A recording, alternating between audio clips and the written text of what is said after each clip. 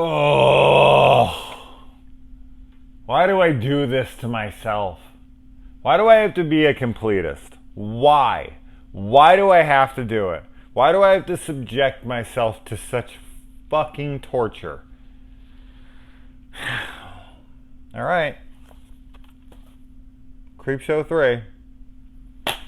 Let's talk about it. So, I just went on vacation. A quick turnaround, spontaneous trip to Disneyland. And I finally got to see Star Wars Galaxy's Edge, which was fucking amazing. And so I went to the happiest place on earth, and then I followed it up with going to the unhappiest place on earth, which was in front of a TV showing Creepshow 3. This is an abomination. It really is. And it's from the same makers, the same filmmakers as that dreadful Day of the Dead 2 Contagion film. Ugh, and I actually own that piece of shit as well. But I will let you guys know right up front, though, they did not get any of my money, okay? I did not buy a copy of this brand new, nor Day of the Dead. I bought them used during their Hastings sales back in the day when I used to be able to get these things for like $1 or $2. So they didn't get 1 cent of my money, nor do they deserve a cent of my money or anybody else's. This is one of the things, and here's something about my channel that I pride myself on.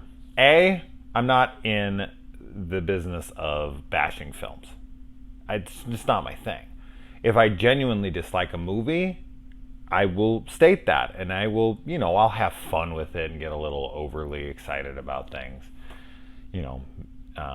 hyperbolically sometimes, but it's all in good fun. I'm not here to shit on anyone's interests or their likes or whatever. Like, I have my opinions, everybody has their opinions, and that's all fine and well.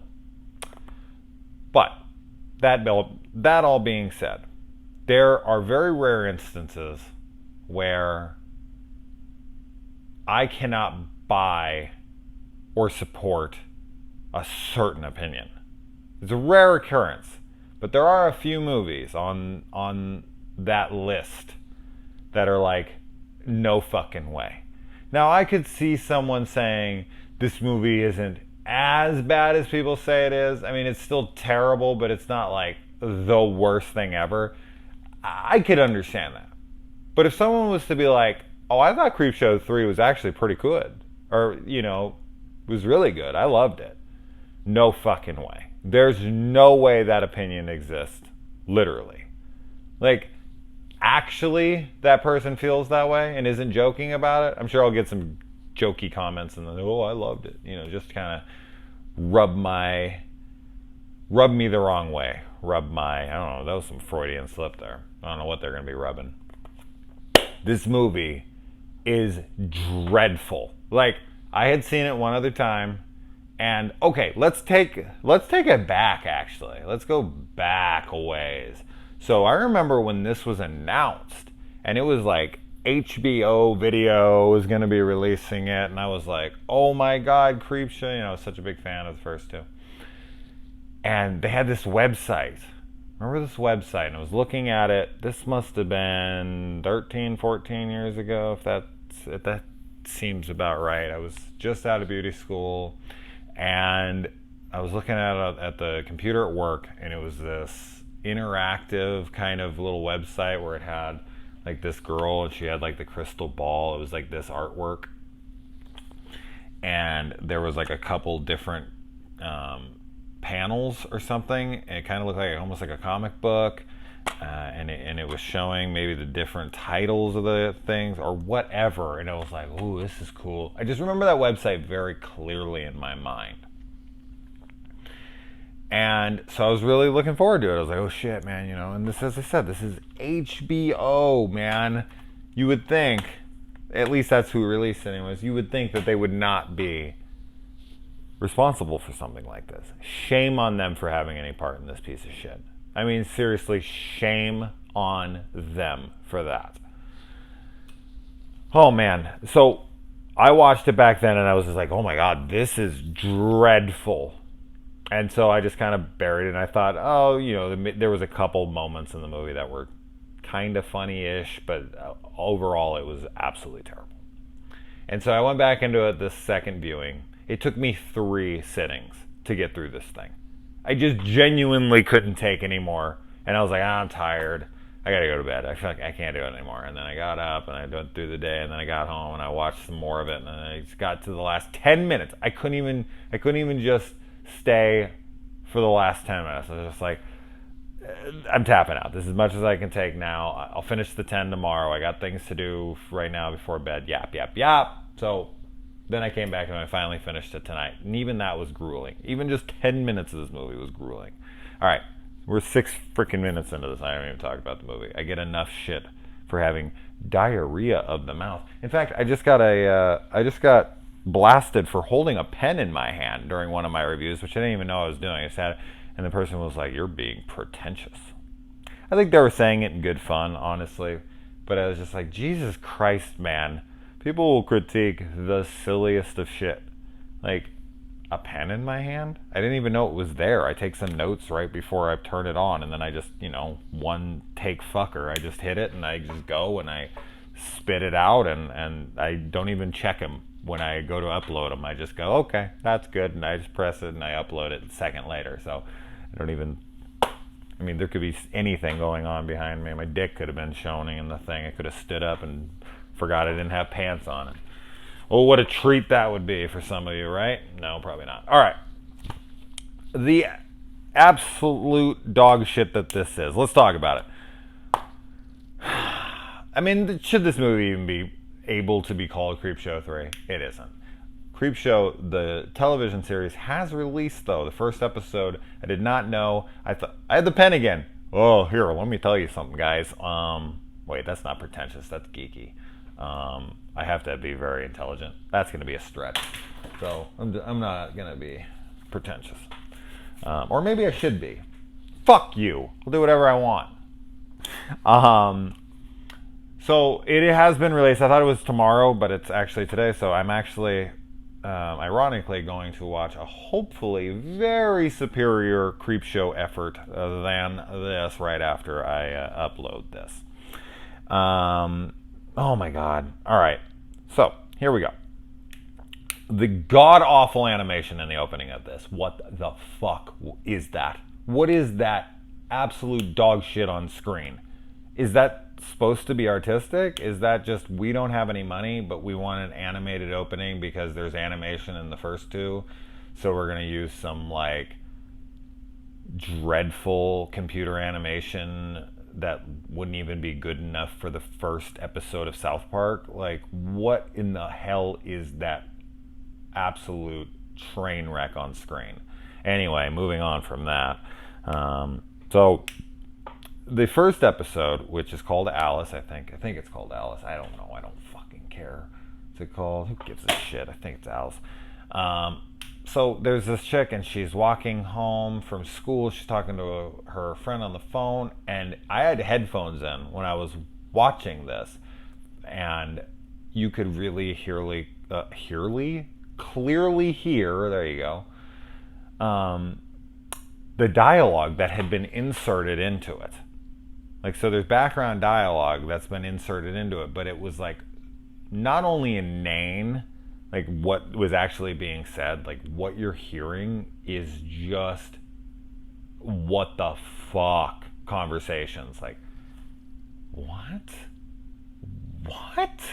I was laughing at it. I was like, what the fuck am I listening to? Because this thing tries to be a satire or some kind of a parody or comedy, or I don't know what the hell this thing is trying to be, but it fails on pretty much everything.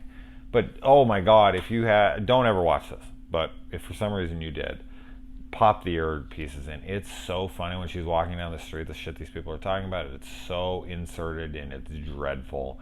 And then yeah, she goes in her house. God, I really don't have a lot to say about this movie. It's just so dumb. So she goes in the house, and her dad has gotten some remote control, like he's in the movie fucking Stay Tuned, and he goes and he changes the channel, and somehow that warps her into a different dimension that just flips her back outside on the street with nobody. And the music for the whole movie, but especially in this one, is like 90s sitcom slash drama kind of. It's horrible. It was stock. This is like total public domain type music. It was probably actually made for the movie, which is even sadder, but they couldn't afford anyone good, so they just like grabbed any fucking homeless person off the street and was like, do you know how to make music? Nope, that doesn't matter, just try.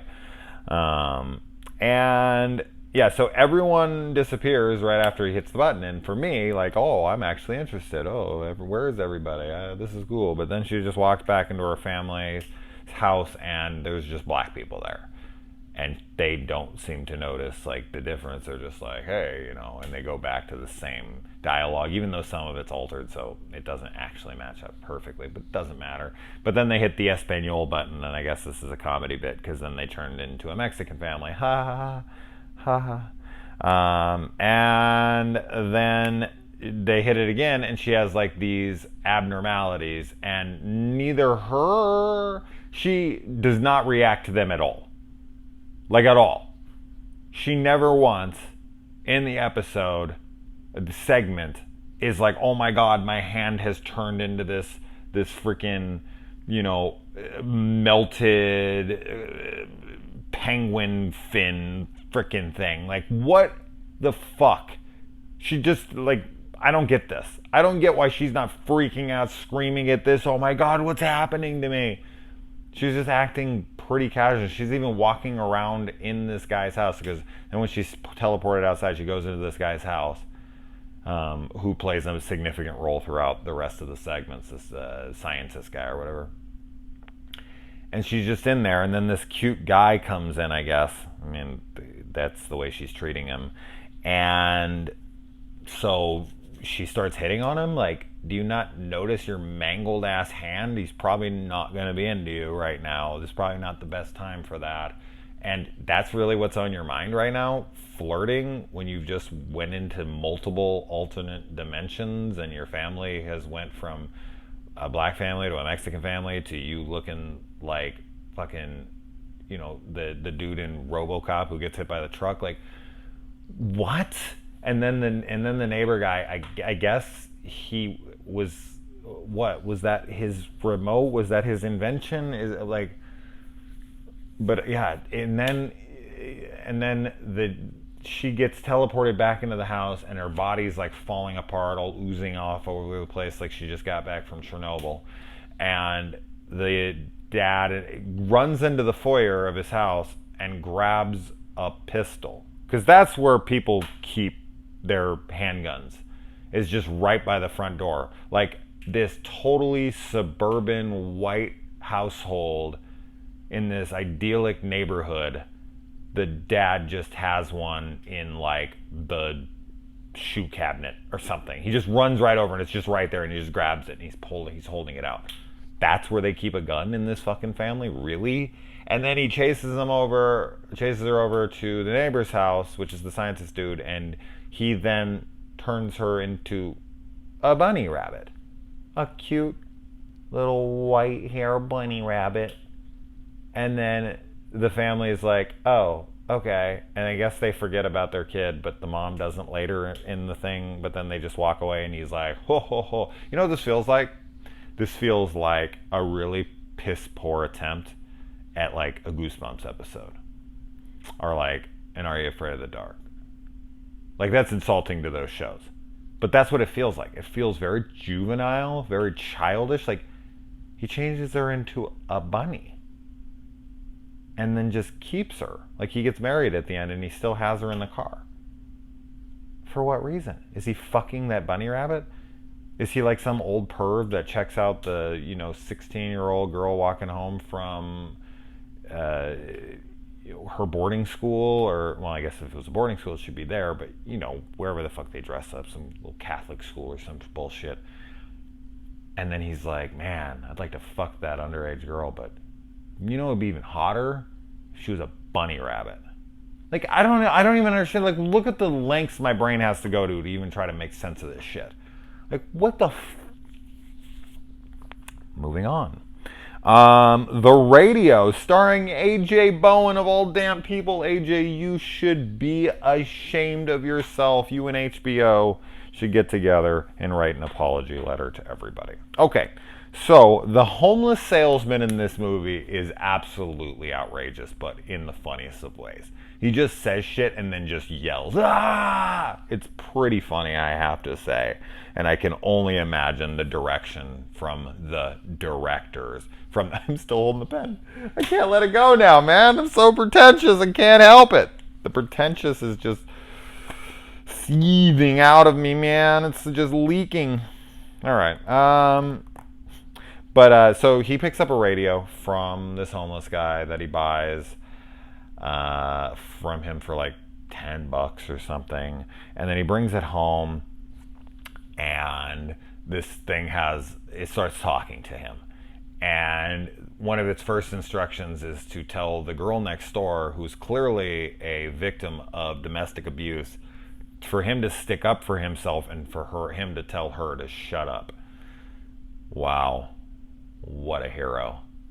And then he walks into his room after the voice leads him to this room. And what does this guy do? He sees a cat that scares him, so he jumps forward and punches the cat and then acts like he's awesome.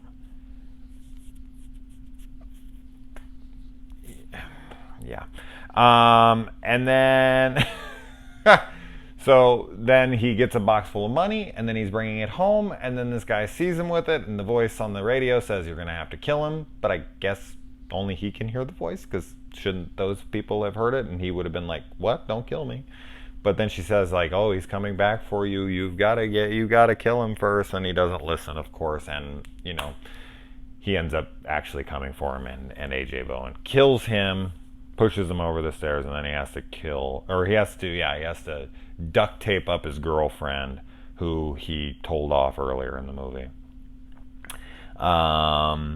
And I guess he should have listened, right? Should have listened, but he didn't. And then he gets this the hooker next door, an actual hooker next door, who is gunning for his money, quite literally. She's like, you better kill her. And he doesn't do it, so he gets himself shot. But then the pimp is been also talking to him. Wait, the pimp has also been talking to her. So is this like a her thing, like the Joaquin Phoenix movie where she can talk to multiple different partners at once? Because she seems to have been talking to him for a while, or she kind of just been going this way and that way, and like in between it's like, all right, now you do this, now you do that. Is it like a possessed radio, or is it like someone on a microphone telling these guys what to do? But they can actually see what they're doing and knows things about them, so I can only imagine possession. But for what reason? It's like a genie, but in a radio. Is it? Yeah. And then there's a sign that he drives past that says Canada this way, Mexico that way. Okay, I guess it's a parody movie, but no sign like that actually exists. There's not. They're not close enough together for that to exist. All right, moving on to Call Girl. So we got the Call Girl killer, and she goes over to this dude's house to fuck him, and he gives her $1,000. $1,000. The prices have went up since Creepshow 2. You used to get only $25 an orgasm. Now you just get $1,000 up front before she's even done anything. And then she stabs him to death. And there's no tits. That's just even it about this movie. We don't get any good gore. We don't get this. We get hookers in this movie. There's hookers in this movie without nudity. How do you have an R-rated movie in a popular horror franchise without titties on hookers? Okay? I don't know. So they can't even give us that. But, all right. So she stabs him to death. But it's okay, because he is a vampire thing. His face is kind of okay. I remember that picture from one of the production stills before the movie came out. And I was like, oh, that looks kind of cool. It's unique a little bit. That's it. comes up and he kills her, because we find out that he killed the family in the house before that, so it's not even that shocking. Or I guess it kind of is, because it's like, oh, he's a killer, but then she kills him, and it's like, oh, that's a subversion of our expectations. And then no, he's actually a vampire. And like, I guess sort of like the idea is okay here, but the execution, holy hell. And then you even get digital blood on the screen. Okay, having blood hit the screen is usually a fuck up, but to digitally add it is just insulting. All right, the next one is The Professor's Wife, which, yet another one. Okay idea, I guess. This professor invites these guys over to his house, and he wants to introduce them to his, wife to be. They'd have never met her before, and when they get there, this professor's like in his 60s, and this chick's like maybe 30, 20 something, and supposed to be attractive. She's not an ugly girl by any means. She's fine, but I don't know. She's not really doing all that much for me. But whatever, that doesn't matter. Nor here nor there. But they're just like, this girl's way too young and way too hot. She's got to be a robot, and we're gonna find it out, and we're gonna play a big prank on him, like, haha, we figured your shit out. Aren't you so proud of us for figuring it out as students of yours? So they hack up her body into pieces very easily, might I add.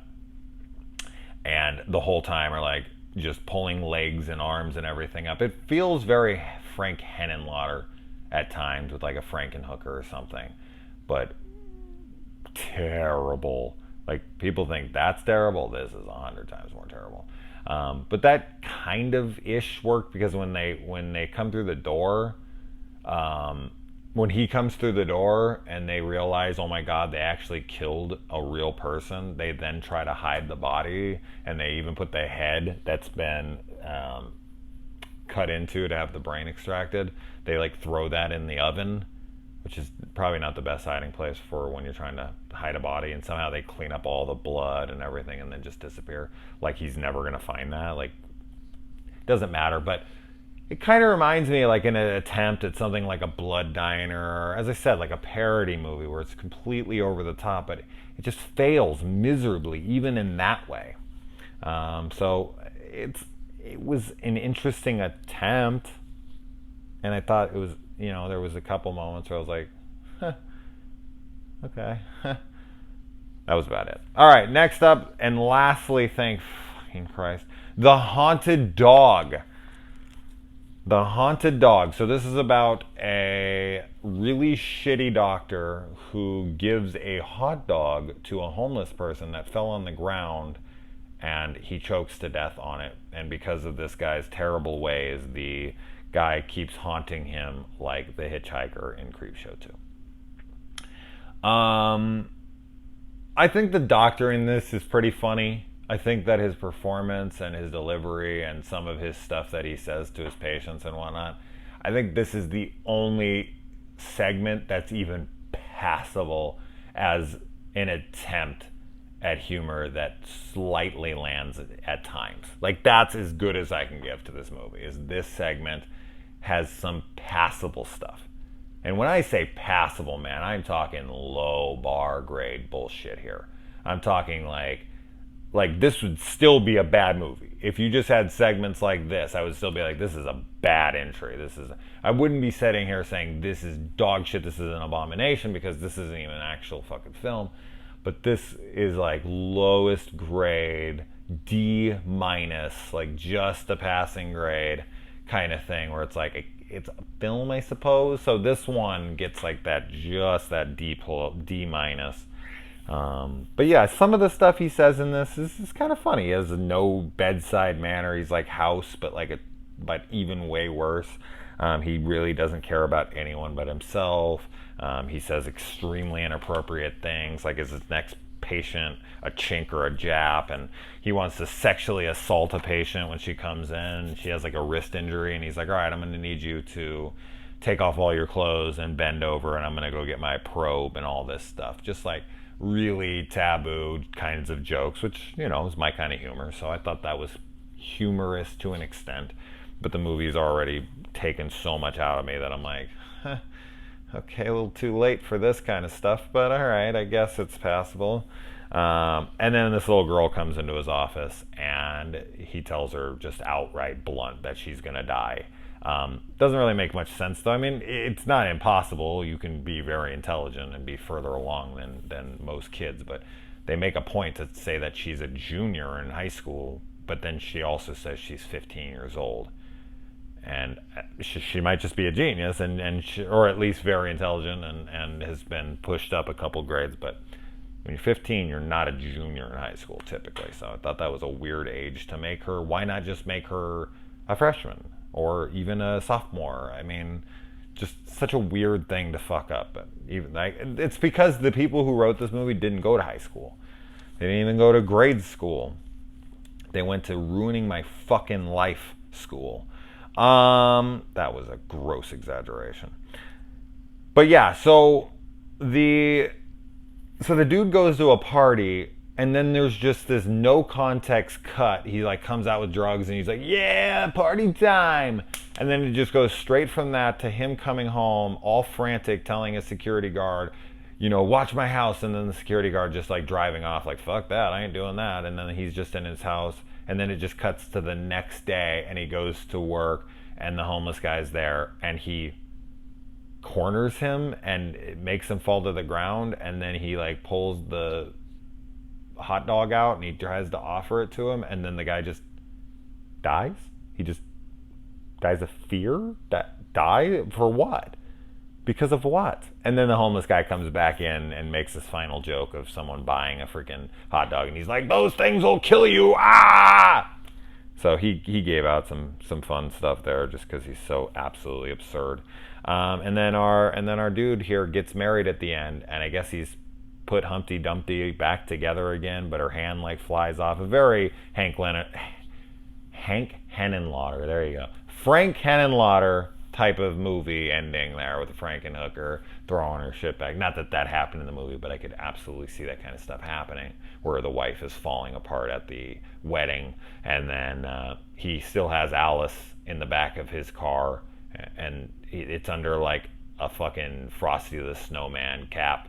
Like he's doing magic tricks with a bunny now. I don't fucking know. And the mom is like, oh, Alice will look good at her wedding. And they're like, she still thinks we have a daughter named Alice. And she's like the only one that retains. I'm done. I'm fucking done talking about this movie. I'm going to go watch Creepshow and hopefully it's good. 27 minutes of my life wasted on this piece of shit. No more. Bye.